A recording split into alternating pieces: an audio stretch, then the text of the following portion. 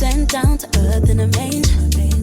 Well, hello everyone and welcome back. So we made it to chapter 13, and with 21 chapters in the entire book of John, that leaves us with 8 chapters, you guessed it. So without further ado, let's just dive right on in. And I hope you don't mind that I'm in my PJs and in my nightgown slash robe, because as you can probably tell from my voice, I am under the weather and I just need to stay warm.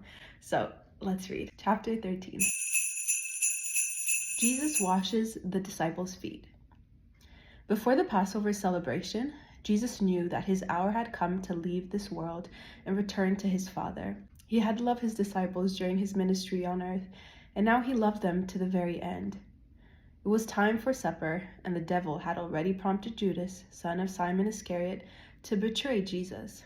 Jesus knew that the Father had given him authority over everything, and that he had come from God and would return to God. So he got up from the table, took off his robe, wrapped a towel around his waist, and poured water into a basin. Then he began to wash the disciples' feet, drying them with the towel he had around him. When Jesus came to Simon Peter, Peter said to him, "Lord, are you going to wash my feet?" Jesus replied, "You don't understand now what I'm doing, but someday you will." "No," Peter protested. "You will never, ever wash my feet." Jesus replied, "Unless I wash you, you won't belong to me." Simon Peter exclaimed, "Then wash my hands and head as well, Lord, not just my feet." Jesus replied, "A person who is bathed all over does not need to wash except for the feet, to be entirely clean. And you disciples are clean, but not all of you." For Jesus knew who would betray him. This is what he meant when he said, "Not all of you are clean." After washing their feet, he put on his robe again and sat down and asked, "Do you understand what I was doing? You call me teacher and Lord, and you are right, because that's what I am. And since I, your Lord and teacher, have washed your feet, you ought to wash each other's feet. I've given you an example to follow. Do as I have done to you. I tell you the truth, slaves are not greater than their master, nor is the messenger more important than the one who sends the message. Now that you know these things, God will bless you for doing them. I'm not saying these things to all of you. I know the ones I have chosen, but this fulfills the scripture that says, 'The one who eats my food has turned against me.' I tell you this beforehand so that when it happens, you will believe that I am the Messiah. I tell you the truth. Anyone who welcomes my messenger is welcoming me, and anyone who welcomes me is welcoming the Father who sent me." Jesus and the disciples share the Last Supper. Now Jesus was deeply troubled, and he exclaimed, "I tell you the truth, one of you will betray me."